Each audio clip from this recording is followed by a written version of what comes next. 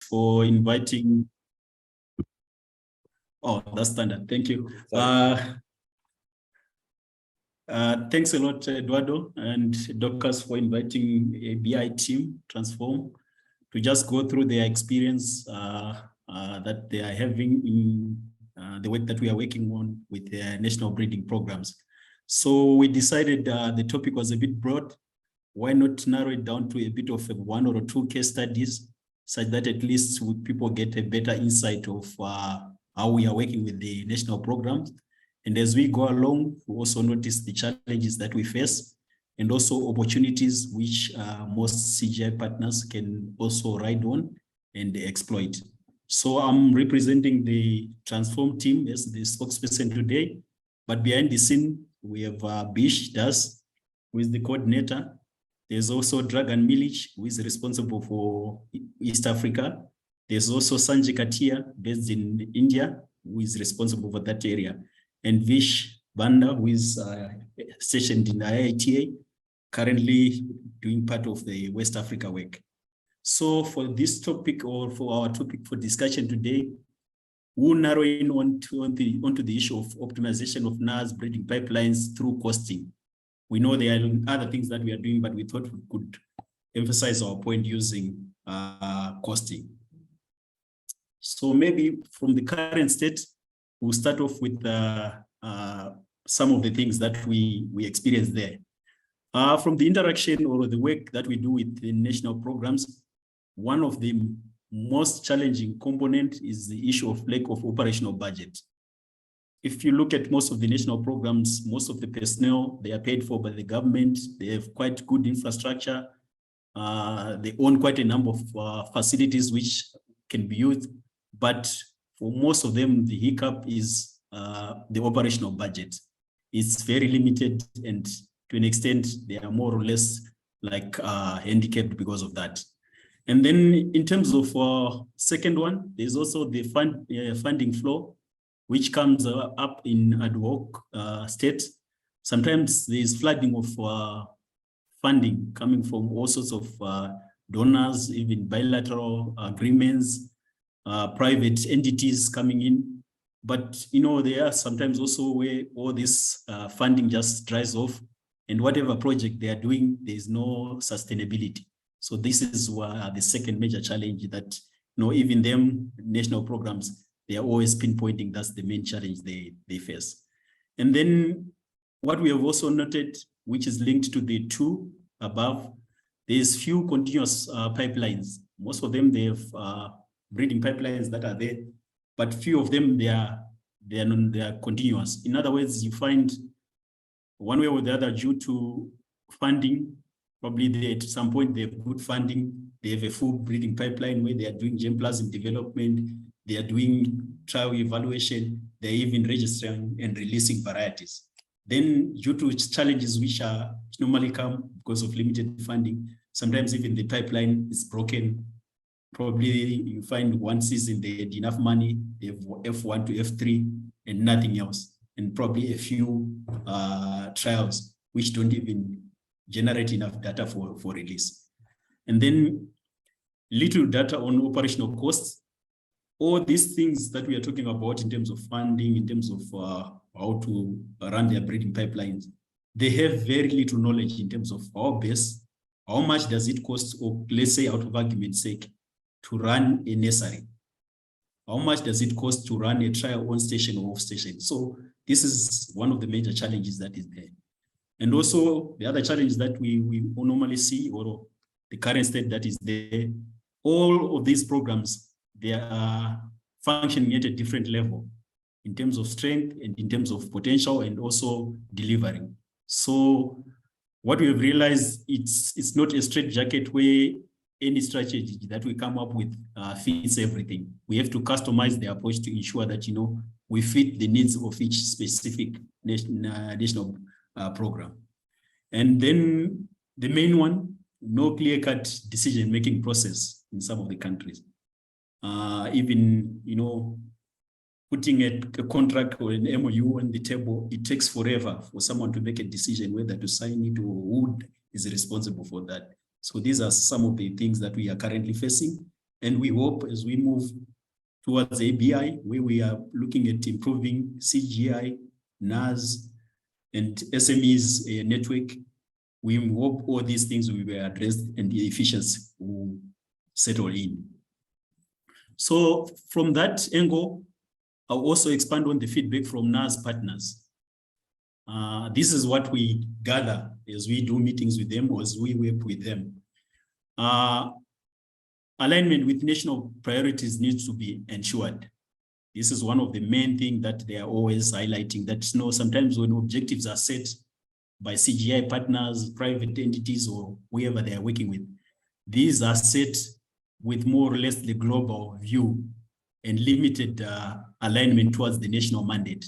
And as a result, that's the reason why you find, even if it's let's say out of argument's sake, a breeding program releasing a variety, probably it won't fit well because it's not addressing their national mandate, or it is sidelined their national mandate. So it's one of the things they highlight in most of the meetings. NARES and seed companies need to be at the table and have stronger ownership and be able to set direction. Again, this is self-explanatory, where probably they are indicating that, they should be part of the decision-making board. And that way, they have that sense of ownership as well. And they can easily set the direction in terms of deliverables. And then CGI NARES, they compete in general.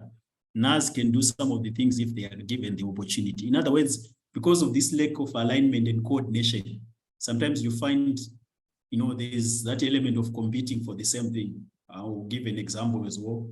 You find in some instances, a national program is responsible for release of varieties, but within the same play field, you find a CGI partner also pushing for registration and release of varieties, which is what they are just generally indicating that probably if they could be given that space also to operate, given that probably they have that capacity, or they could be supported in ensuring that they have the capacity to do that, such that instead of competing for that market, they are complementing each other to release or to register varieties. It's just an example I'm giving.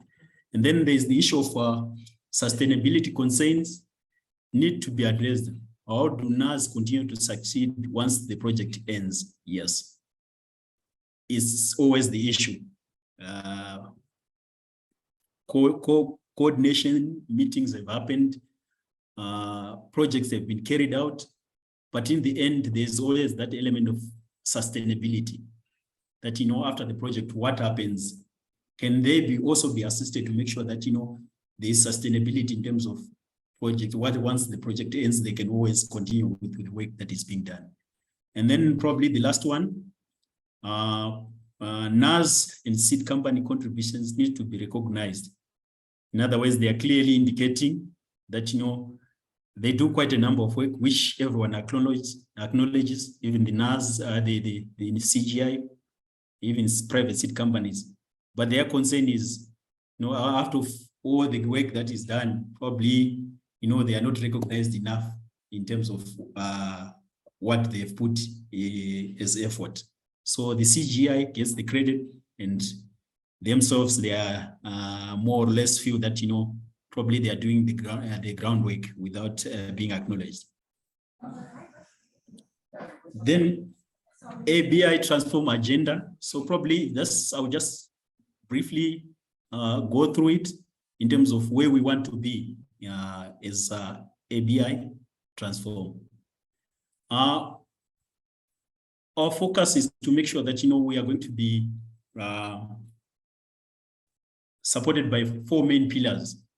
In other words, the portfolio of prioritized product profiles, in which NARES and private sector provide expert opinion to prioritize product profiles to be pursued with CGI resources. In other words, CGI provides benefit assessment and then conduct market studies. And this should be done in a coordinated way between the NARES and the CGI. And then looking at the development of regional, of germplasm in the region. In other words, we are saying development of regional available germplasm. In other words, CGI and some NARES partners should take responsibility for distinct breeding pipelines to generate regionally available germplasm aligned with prioritized product profiles. In other words, when we have prioritized product profiles, there is no doubt that, at least there's impact, because we know we have homework has been done. Basically, it's addressing more or less like the national mandate, which the NARES programs were requesting. There is no resistance because we know every player in terms of the product profile is engaged. And in the end, whatever we are delivering, it has full consultation and full approval from both CGI and NARES. And also the issue of variety identification and seed sector linkages. I think this is the most important thing, because at the end of the day, we need the varieties to make it to the market. And then assess benefit created. I guess this everyone understands. This has to be jointly done for the benefit of creating the need and the excitement between both partners. So this is the model that we intend to use. I think you have seen it in a number of presentations, but we are saying basically, when we are looking at it, blue represents the CGI, green, the NARES, and the gray represents where we are saying they have to be joint application or joint cooperation in terms of activities. So we are saying, I don't want to dwell much on it, but we are basically saying there is room for every partner to contribute towards the breeding pipelines. In other words, this can only be done through assessing the different partners, knowing their strength, and ensuring that within the pipeline, they're contributing relative to the mandate they have and also the strength they have as a partner. So I won't dwell much on this so that at least we save on time. So in terms of transform our outcomes, is targeted NARES and SMEs have increased the responsibility and market participation in process and decision making. This is what we want to finally achieve as ABI Transform.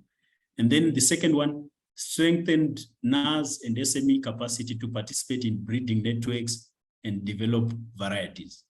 So I won't talk much about the indicators, but our focus is to make sure that our goal is to focus on the two outcomes as we work with the networks in the NARES, CGI, and SME network.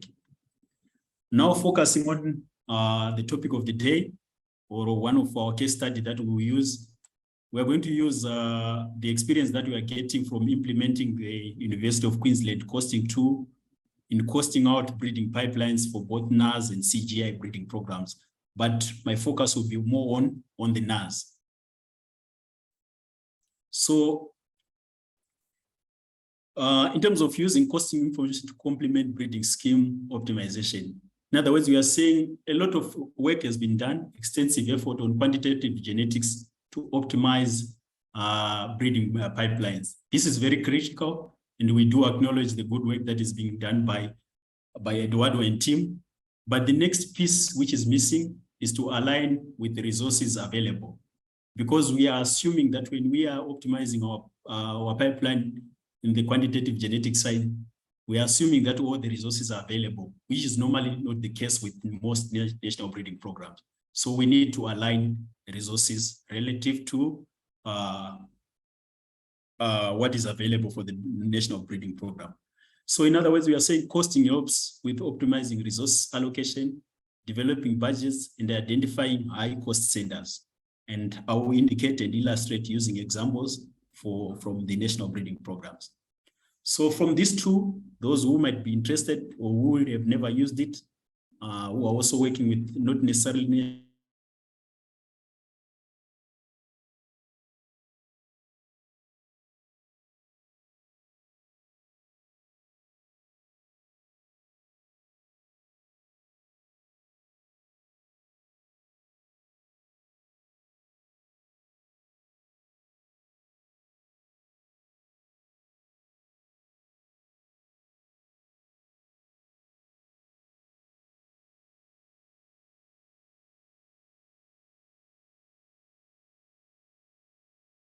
all right. Current efforts with NARES and CGI. We are saying from cost of breeding programs, we have costed NARES breeding programs and also even CGIs. And the good part about this tool is quite flexible. We have gone across various crops. And I'll give, these are some of the examples that we have done: maize, rice, cowpea, groundnuts, wheat, and TRB crops.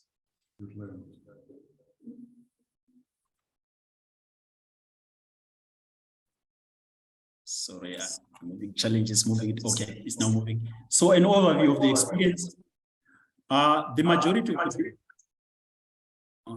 The majority of the breeding programs, both CGI and NARES, lack a systematic tool of costing out breeding pipelines, and then limited knowledge of estimate of costs of running current breeding pipelines.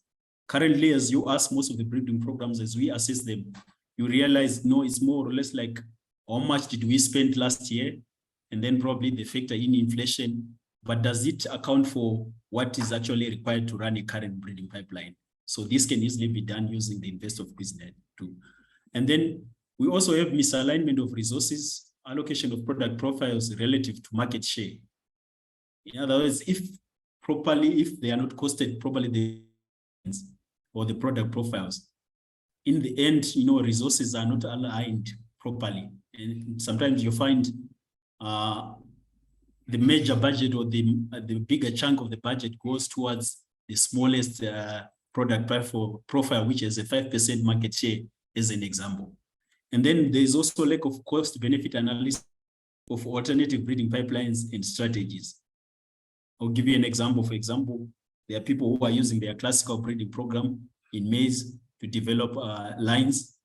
Have they ever made any comparison if we are there to move to DH in terms of cost, so that you're also comparing the number of lines that are coming out of it and also the cost, and as a result you can have a better strategy in shifting or resource allocation. And then I'll give an example of what we have done with NARO as an example. NARO maize mid-altitude product profile that we have costed out.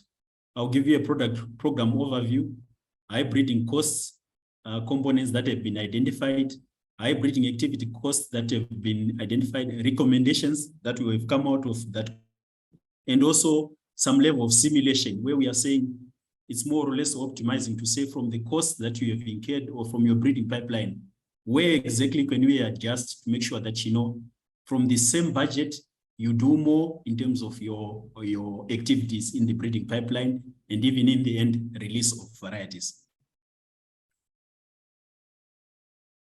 Okay, so this is an example of a cost summary from the program where they are saying after costing out their hand crossing, or where they do their new starts, the raw cost is $10.58.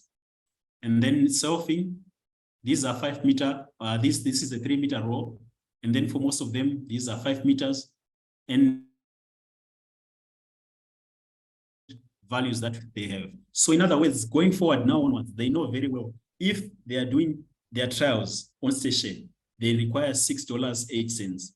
And going forward, they can easily calculate, they can easily budget what they want going into the season. But the same tool can also allow you to make adjustment. Let's say there's change in price of fertilizer within season. So going forward, very well in the system, it updates in terms of the new price that you are going to use per row. So this is a classical example of the output or a product and overview of a program that was costed out for NARO, their mid-altitude product profile. And then the same program can export. This is an export file, a report exported from the costing tool. And out of argument's sake, I want to draw your attention to the costs that are highlighted in yellow right across. For example, we are saying the components they are defining here is when they are doing their new stats, which is generating populations, selfing, test crossing, for them to have a line at the end of the day. So this is what we are defining as total cost for germplasm development. And this is covering 57.7% of their budget. The same material, it generates now the hybrids, they go into testing from stage 1 to stage 3, on-farm trials, variety release, and registration. This gives us the total, this is the total, and this is the cost for total germplasm development. So in other words, as we reflect and look at this, we are saying as a program, we prefer having more extensive testing across sites to ensure that, we release a variety within a short period of time, or we generate enough data points for release. But as we look at it, the budget, the majority of the budget is going towards germplasm development. We are not downplaying it, but our focus is make sure that, from evaluation, we release varieties. Therefore, there's need for adjustment, which is one of the recommendations which will come out of the discussion. The bottom part, which might be of interest, they also host third-party trials. And they have even what it costs for them to host these third-party trials, though they are usually funded by whoever has sent out the trials. And in this case, it's CIMIT. And then taking this thing, again, it's just a graphical illustration to ensure that people fully appreciate what is happening. This 57% is what we are having. Sorry, that's a typo. Should be 56%. Is coming from germplasm development, and then this is trial evaluation, just to illustrate how misaligned the resource allocation is. So in terms of high-level summary, we're indicating that at least these are coming from our costing report. At least 56% of their budget, which is the operational, is what is being used for germplasm development, and 44% for product evaluation.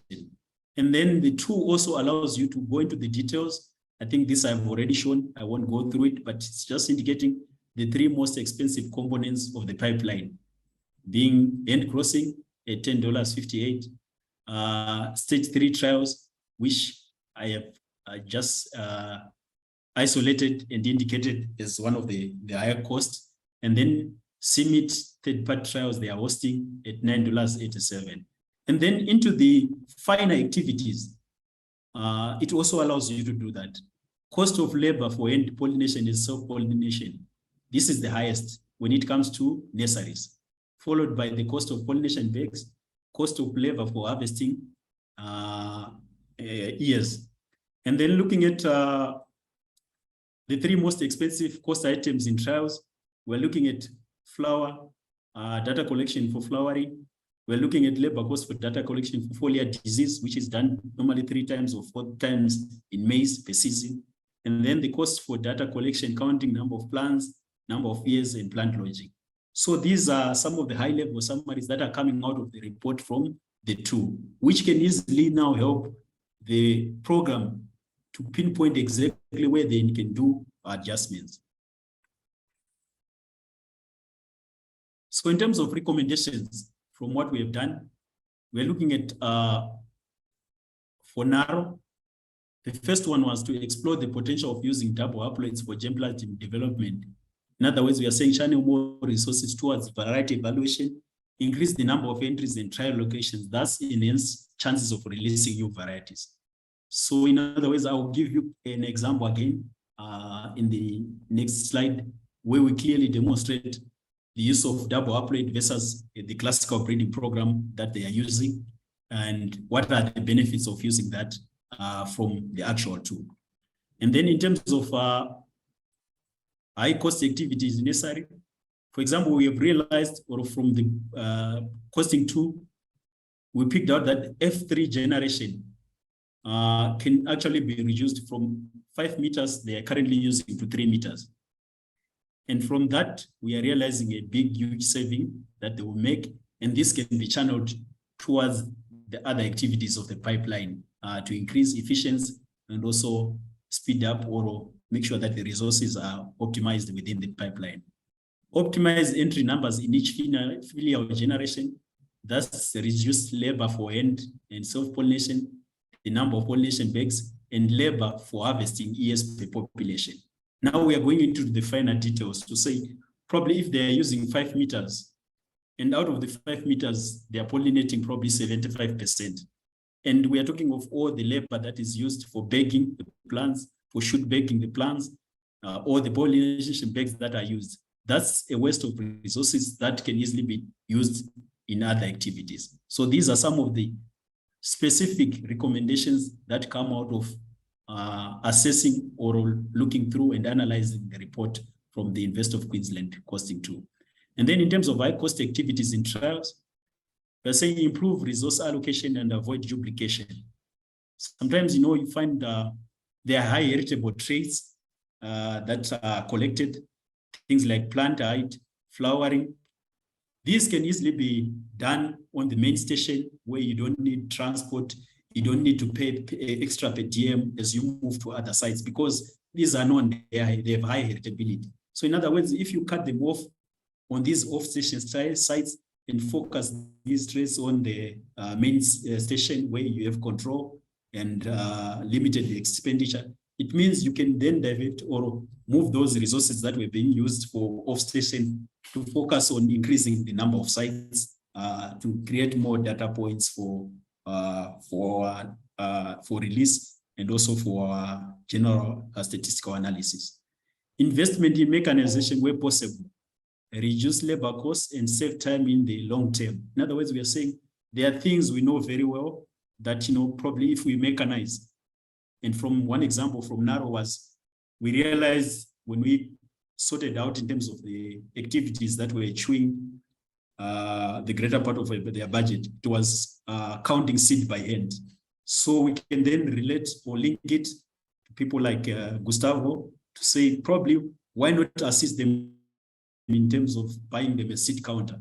It's a big investment in terms of money, but in the long term, it saves a lot in terms of money, thereby optimizing the pipeline in terms of moving those resources to other activities within the pipeline.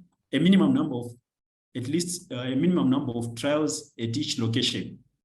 We're realizing even from NARES in the high level recommendations that, probably they are moving distance of close to 1,200 kilometers away just to go and plant 2 trials. And you look at opportunity cost and in terms of resources, you are driving there in terms of fuel, you're paying per diems, you're doing all sorts of things just to be at that site, only to look at 2 trials. So there should be a minimum number of trials that will offset these movements and also the sort of justify the reason to have that site. And at least it can offset most of the costs associated with travels and per diems.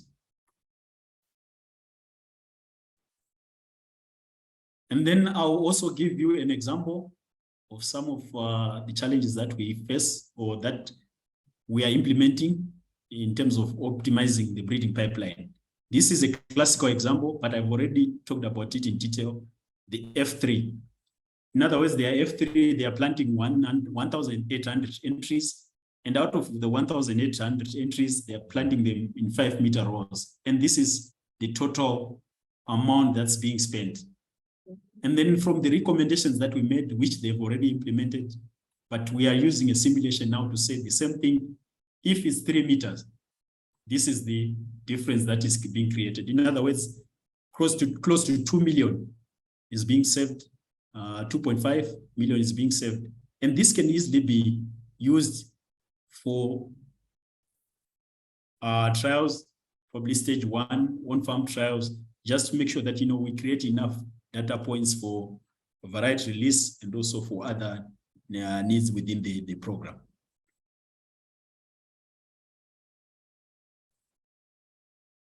I'll give another classical example that we are trying in terms of, as we work with the national programs to optimize their pipeline. It's the classical breeding program they are using in terms of germplasm development.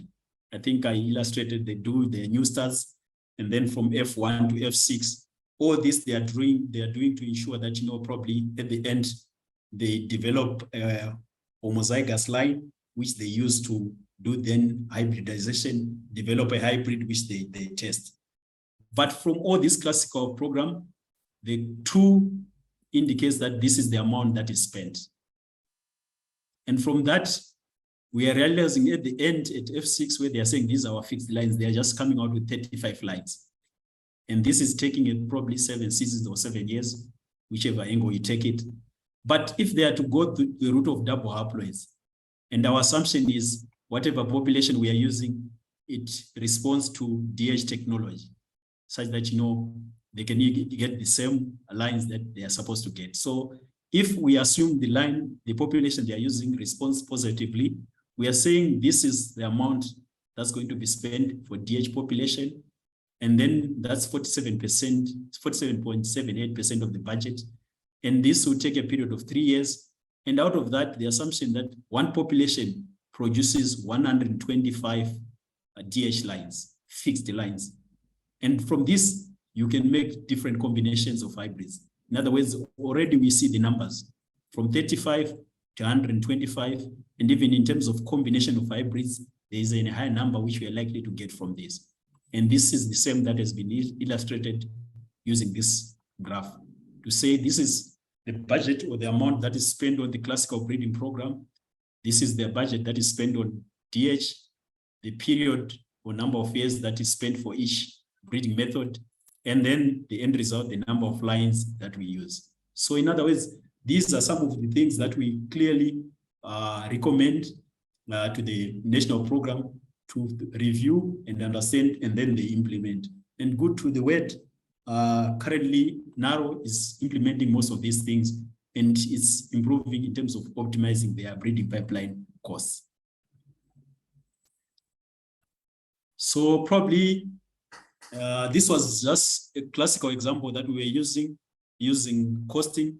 We have a number that we are currently using different approaches that we are using. But for the benefit of time, and also for those who want a follow-up, we can also interact and make sure that we highlight some of the areas that you can also focus as partners with CGI partners. I'm going to move into opportunities and challenges. The challenges that we face, yes, we want to assist like what we have done here with costing, but we should also take it openly and understand that, NARES, they are not accountable to us as CGI. They have all their own reporting structure. So it's also in good faith and goodwill that, they are interacting with us for the benefit of everyone, but they are not accountable to us. And also the challenge that we normally face also is CGI partners should try also to lead by example. So for example, we come out with these technologies, we come up with all these different approaches as CGI, and then it's more or less like preaching, but in terms of practice, no one is putting it into place. So in other words, the NARES or this private entity, they end up even doubting. So you are approaching us with this technology, yet yourself, you are not leading by example. And then we also have the issue of poorly defined roles and responsibilities between NARES and CGIs along the various stages of the breeding pipeline. Again, this one, I think we have talked about it earlier on, more or less like there is competition that is created silently. Instead of just sitting down as a team, clearly define each other's roles relative to the strength and mandate of each partner, and then we move on. We end up duplicating the responsibility or basically overlapping where it's not necessary. And then in terms of opportunities, the scaling of effort through regional crop networks. Good to have a focal point per network for costing to support for both CGI and NARES members in each network. In other words, we are saying, hey, if let's out of argument's sake, we give the bean network, they know each other within the region, why not identify a focal point person who we can take through, maybe through a seminar or a training program, such that they can also assist everyone in terms of costing their programs within the bean network.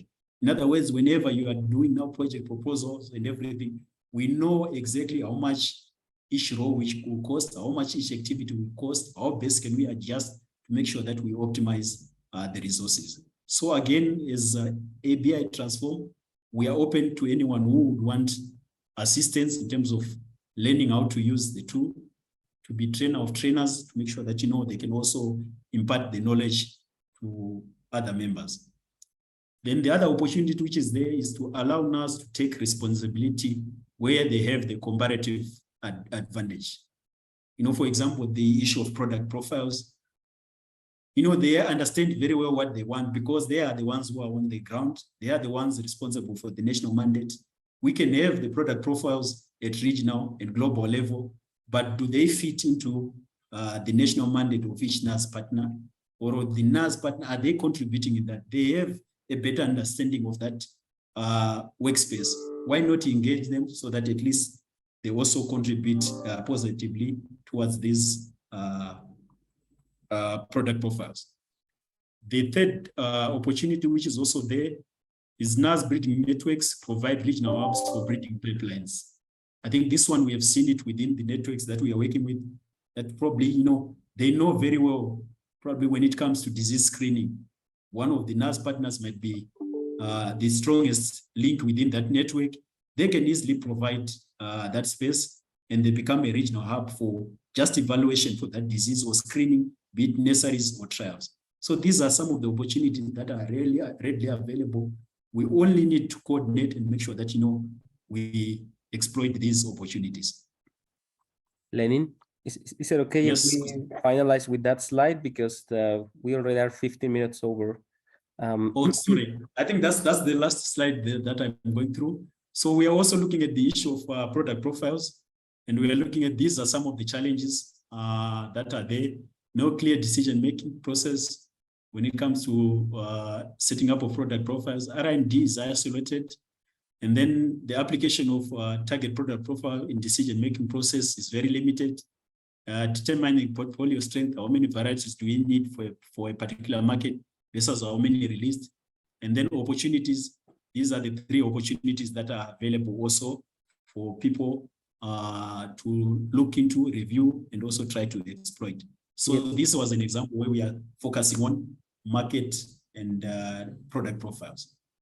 Thank you, Eduardo. That was the last slide. Sorry about. No, that's okay, Lynn. Thanks a lot. Actually, it's a very exciting topic. It's just that we want to leave some time for questions, because this is actually a very interesting, and I think many people is trying to figure out the same things that you are doing. Please raise your hands if you have questions. Just be brief, please, because we only have 12 minutes. But before I actually leave the question, for the audience, Lennin, there has been some concerns about the complexity of the UQ tool. But from your experience, how long does it take to have a breeding program costed? Okay, from someone who is starting from scratch, it's not a very complex tool, Eduardo, to use. Yep. Okay. I will give you an example of a program that we have started off from scratch. And if everyone is to respond, I'll circulate or share with you the matrix that we are normally using, or the scheme that we normally provide to people. If you follow it, it doesn't take long. So long as you provide the details that are required. I'll give you an example. There are programs which we have costed out in 35 days, we are done. Okay, 1 month. And the good thing about it, once you know how to put all these unit costs that are required in terms of items, the consumables, the labor, and also talking of the fixed costs, it's a once-off thing. The rest of the things, you are just putting the dimensions in terms of this year I want to plant 200 entries of F1. You're just punching in, and then it gives you the cost. Yep. Okay. Now this is what I was doing. It's not a complex thing. It's just that, probably is that dirty work which is done in those 35 days that people think it's cumbersome. It's not. Thank you, Lennin. I'm going to move to the question because now there are several hands raised. Please be brief when asking the question. Wolfgang, you go first. I try to be brief, so interrupt me after 2-3 minutes, please. So, and it is so. Perhaps some of you might know that we are currently writing a proposal to align RTB to ABI. So, and in this is, we got the statement, per crop only 1 or 2 NARES, not more. And the sweet potato breeders got nightmares with this. And finally, we could say that at least we can stay with the NARES partners we have in sweet gains, which are 7. So, and it is a lot Of course, it was a lot of the critics was, hey, this is the old system, was to work with many NAS and show us how much genetic gains you got into the farmer fields. So, and then it is so currently, with Orange Flash, we have a quite good indicator what is coming from us or from the CIP activities and whatnot. And it's 10% in Uganda and about 33% in Mozambique. And this was in Uganda is considered as still very low. But when I remember when this is, I learned from Regina Kapinga to work with NAS, how important it is. And my argument was, you know, without working with the NAS, it would be still close to zero in Uganda, because so I don't want to explain it in detail, but I regard it as extremely important to work with NAS and to attract a NAS to participate in a network. In case of sweet potato, per NAS partner, about 20,000 are needed. At least for this. Okay. Yeah, also this was Yes. my message.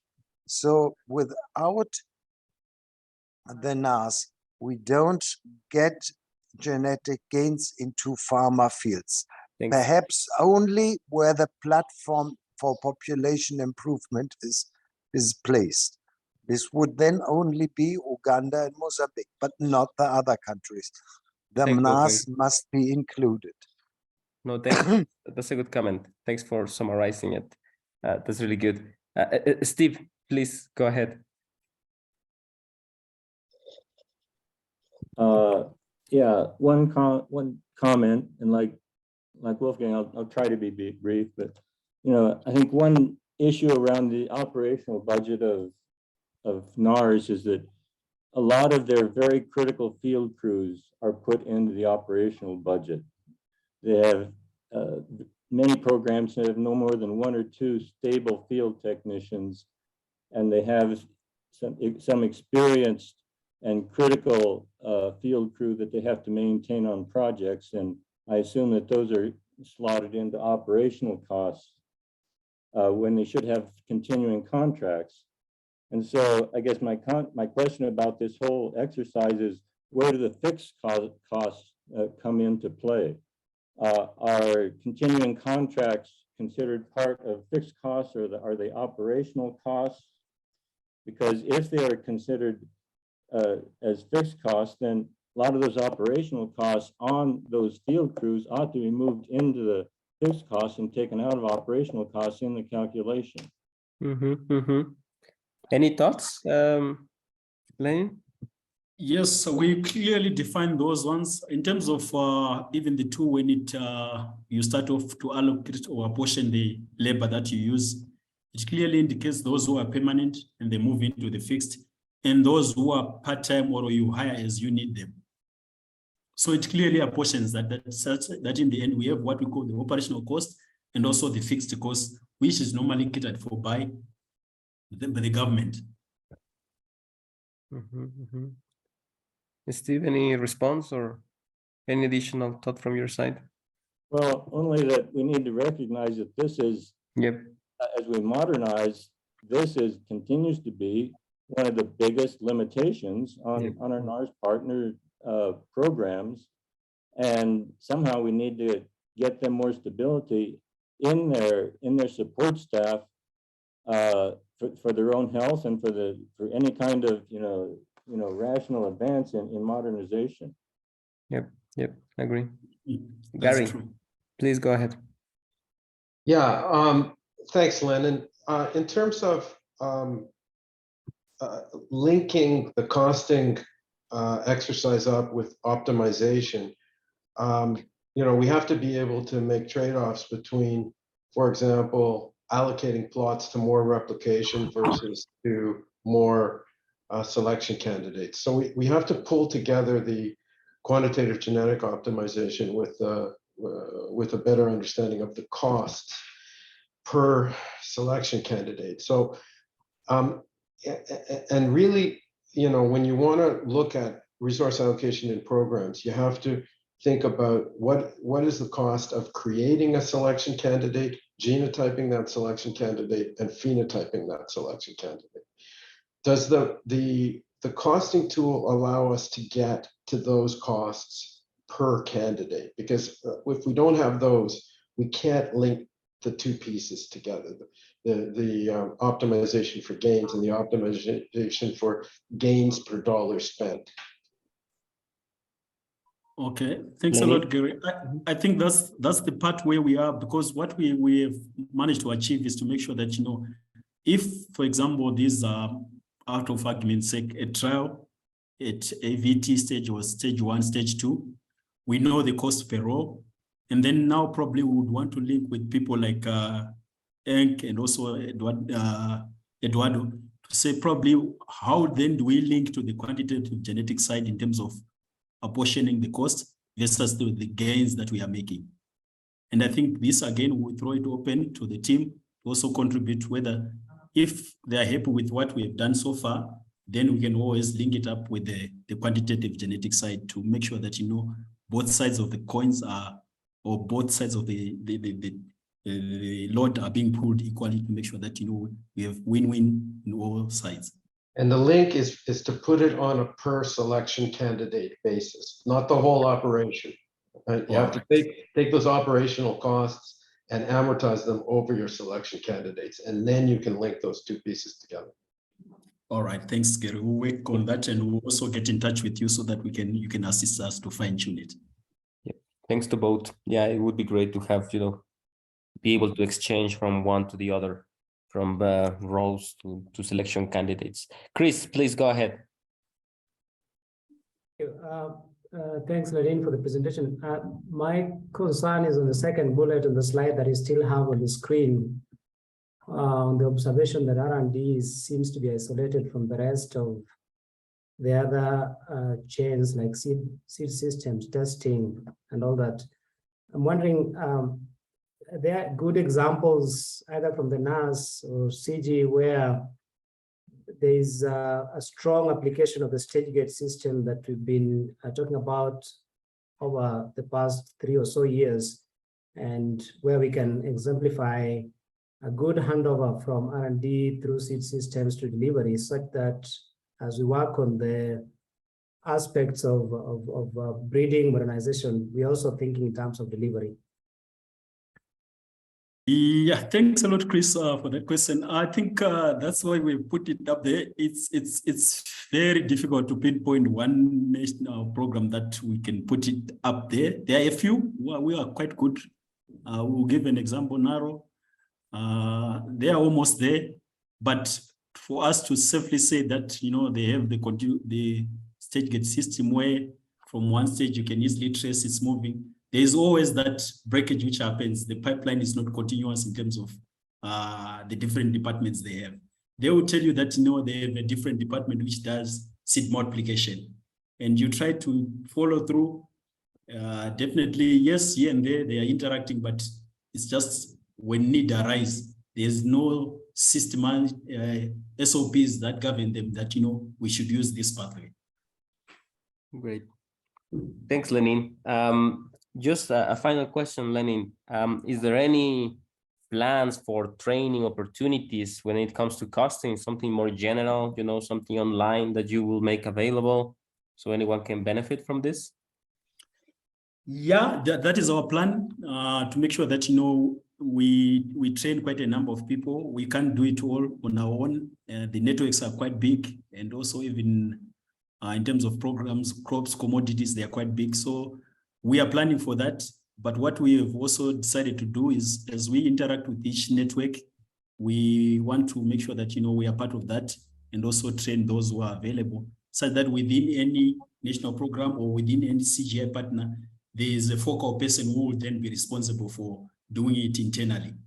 Great, great. All right. Thanks, Lennin. Hopefully something online can be done. So, there is, so we can learn even at our own pace. Thank you. And thanks everyone for joining. Next month, we will have Guy Pereira from Brazil talking about tools for polyploids. So hope you can join. But first, thanks, Lennin. This was a very candid discussion, very interesting topic. So thanks a lot for sharing these ideas with us. Thanks, Eduardo, for inviting us. No, great presentation. Thanks, Lennin. Well, this is all. I know that you have another meeting probably coming. So have a great day. Thanks for joining. And the recording will be available as always in the folder, in the Dropbox folder as it's always been. Take care, everyone. Have a great day. Thank you, everyone. Thank you, Lennin. Thank you, everyone. Bye-bye. Thank you. Bye-bye. Thanks. And perhaps Eduardo, Yep. as only the 2 minutes. Yeah, I'm this staying is here. with respect to your new position. I would be highly interested to get into contacts with rice breeders who are looking also at the rice cropping system. My favorite here is the 90 days orange flesh sweet potato, also 90 days to harvest and less. And I would like to get into contact with who are interested to to think about the rice cropping system, and where they are looking for a very rapid crop between one rice season and the next rice season, where you don't have much time. Also, this is, if you could sooner or later, or perhaps later, you first need to settle in, and I'm highly interested in these contacts, to get contacts in this direction. Yeah, sounds good, Wolfgang. Yeah, I will, ask around once I land there. There are several breeders actually joining from the rice community, also in the COP. You have Sankal, Partiman, I think, still around. And then probably, once we can have a quick chat on what are the things that you're looking for besides this, the 90-day growing period, and then then we can touch base with them. I know that you have some farming activities going on, and thanks, Partiman. Partiman said that yes, he will be happy to discuss when we come to this time. So Partiman probably has the information that you're looking for. But yeah, no worries, Wolfgang. I'll put it in my to-do list. There is this famous Chinese expression, which I love. If you have rice, don't forget the sweet potato. It sounds like you made that up, Wolfgang. Just kidding. All right, sounds good. Well, I'll let everyone go. I'm gonna close the meeting because I have another one that is already ongoing. But yes, okay, I will follow up. And thanks to everyone for staying until the end. Take care. Yeah, take care. Bye-bye. Cheers. Bye-bye.